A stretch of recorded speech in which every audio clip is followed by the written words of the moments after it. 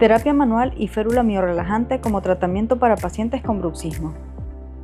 Paciente femenino de 17 años acude a consulta en el batallón Pedro Zaraza refiriendo sintomatología dolorosa, ruidos en la mandíbula y bruxismo nocturno. Al examen clínico extraoral encontramos músculos hipertónicos dolorosos, saltos y crepitaciones a la palpación.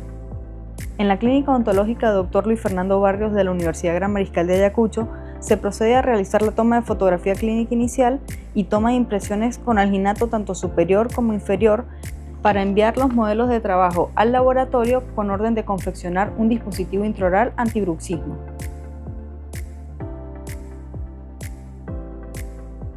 Una vez recibido el dispositivo, se procede a realizar la instalación del dispositivo en boca, tomando fotografía clínica final e instruyendo a nuestro paciente para que realice la terapia manual.